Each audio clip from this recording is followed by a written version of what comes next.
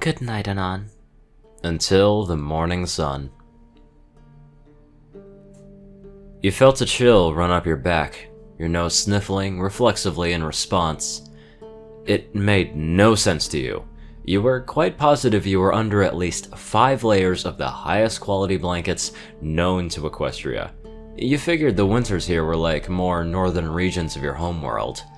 You condense yourself into a ball, the fetal position becoming your best friend. It felt a bit better. It was time once again to fall back to sleep and absorb all of its perks. Another, even more powerful chill crawled slower and more maliciously up your back. Your hairs were now standing on end. Alright, now is the time for action. Moaning in frigid frustration, you slowly open your weary eyes, sitting up from your comfy bed. Wait a moment. No, something wasn't right. No, something was definitely not what it appeared to be. Rubbing your eyes, you open them once again and you get a better visual of your surroundings. You felt your breath hitch within your throat. There were no blankets, there was no bed. In fact, there was no room around you. No, it couldn't possibly be happening again. No, you mutter faintly. No, you spoke desperately. You were wide awake now, adrenaline flowing through your veins. You were shaking and your entire body and mind going to overdrive. You quickly got up to your feet, your vision going dark for a brief moment, not quite ready for such a quick jolt into an upright position. It was back to normal as quick as it wasn't, and you found yourself taking in your current surroundings. Open plains as far as the eye could see, and looking up you noticed how well lit the sky was. You clearly were in the middle of nowhere, and unlike last time, it doesn't seem like you'll be having any strange visitors to greet you. You didn't know how to take it all in. You stood there, dumbstruck, awkward, and most of all, afraid. You didn't know what to do. You didn't know where you should even begin tackling this. You didn't even know if your heart had the ability to feel exactly what you should be feeling. Guilt? Frustration? Longing to go back? You just didn't want this. You know in the back of your mind that this could happen, but you just tried to ignore it. Look what good that did. And now you just stood there and stared into the distance. Lots of those were just beginning to really open up to flashing before your eyes. You felt yourself zone out, no longer aware of yourself or your surroundings. It was like you were reliving those cherished memories once more. It started to get blurry, and it was only then that you noticed that your eyes were getting a bit misty, the first sign of the wall you had built cracking.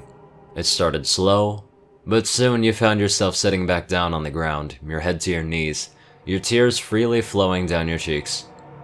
It wasn't a loud, moaning cry, nor was it a messy, gargled, playful cry.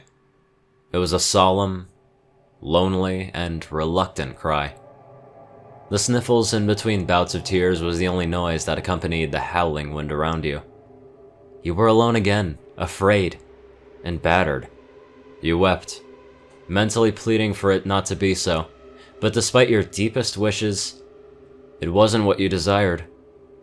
After your eyes gave all they could, you simply sat there and thought, thinking of all you've lost. You didn't care what lay in store in this new world. You just wanted the old one back. Hell, even the one before that would suffice. You just didn't want to lose another life you worked so hard to build. It was just too much of a loss for you to handle. You eventually found yourself raising your head to look at the sky. It would be beautiful if you weren't so miserable. You breathed it in deeply, the cold air stinging your lungs, yet despite the pain, it felt pale in comparison to your ravaged heart. You guess you wouldn't find a happy ending in Horseland after all. It's a shame. You were just really starting to find a genuine connection with one magical, in every sense of the word, pony. You sigh. You figured that road was now closed off to you for the rest of your life. Whatever left of a life you possibly could have now. You guess you felt... well, no. You knew that right now you just wanted to look up at the night sky and appreciate it for what it was. At least, honor the memory of one you cared for so deeply. That was when something strange began to happen. For some reason, the moon seemed to be getting bigger, brighter, closer. Huh? What? You questioned out loud, concern rising within you. That was when something brilliant happened. From within the ever-expanding moon, a pool of watery liquid began to sputter, almost like something just fell within it. It grew more and more, rapid as the seconds passed, until a sight you couldn't believe came into view. Luna, the one you were just reminiscing, came through the moon, floating down to stand shortly before you. Shocked, bewildered, and unable to speak, you simply stared at her. Anon. She spoke your name, but before she could continue, you cut her off. I thought I'd lost it all again. Anon. It was just a nightmare. It was more than that, Luna. You cut her off again, raising your voice. I thought for sure that it happened again. I thought for sure it finally came to pass. I fucking knew that would happen again. I just knew.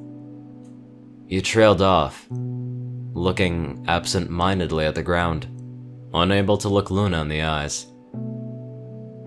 She didn't reply, but you did hear the shuffling of grass as she stepped towards you. Using one of her wings, she raised your head slowly to meet hers. Anon, please listen. It shall be okay. I'm here now. You have not left. You are just dreaming. Dreaming a dark dream. Your lip quivered. But it was just so...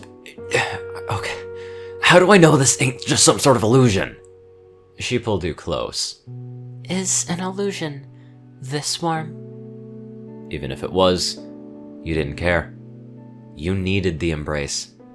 You wrapped your arms around her, feeling her fur and warmth beneath the palms of your hands.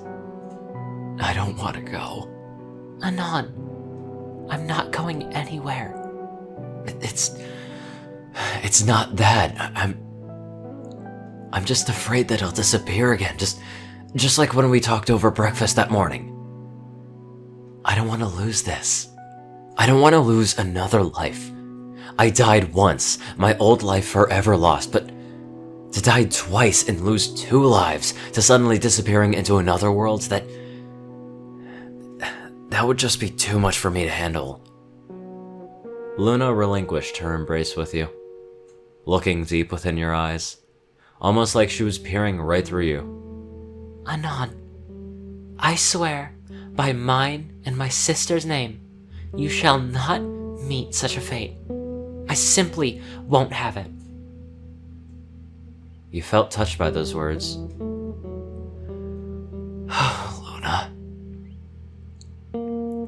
Luna, that... I mean it, Anon. If I were to lose you, a piece of me would go missing too.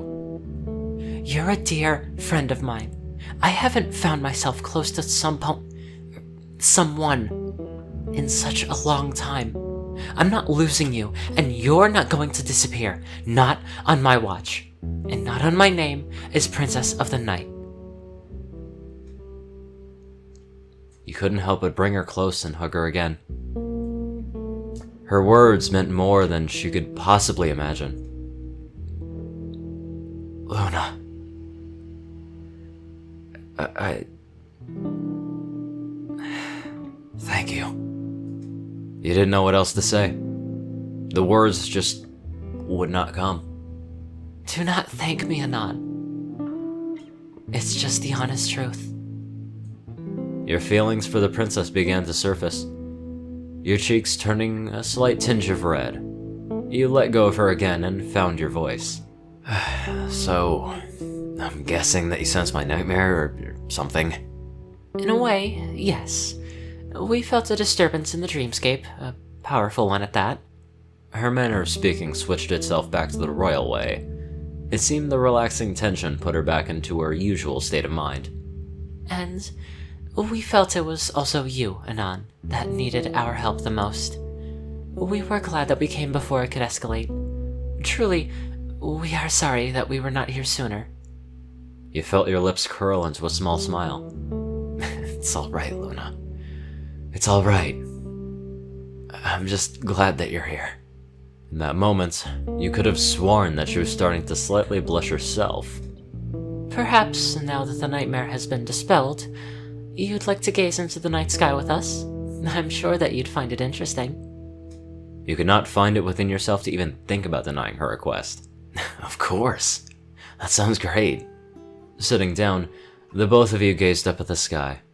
You heard the distinct sound of magic at play, and looking off to your side, you saw Luna deep in concentration, focusing her magic somewhere. Looking back at the sky, you noticed for just a brief moment a shooting star shot across the sky. Then there was another, and then another, until it was a full-on meteor shower. How do you like it, Anon? Luna asked. You looked to her, noticing the proud expression displayed across her features. You looked back at the light show, amazed at its beauty, and more amazed by its creator. You looked at her once more and replied, It's wonderful. Really, like... I don't know what else to say. You looked back at the sky, and that's when you felt a pressure to your side. Turning, you saw that Luna was leaning up against you. Thank you, Anon. We should do this again, sometime. And next time, I could show you the sights that you could only dream of, literally. She giggled at her own silly joke. You joined along, and her laughter was contagious. Anon, I'm glad that you came into my world. Luna was speaking personally again. Being away from my sister, being away from any pony, I'm just glad that you're here with me now. You leaned closer into her. Yeah. We may not have much time in the waking world, but we can make all the time in the world here. In a dream.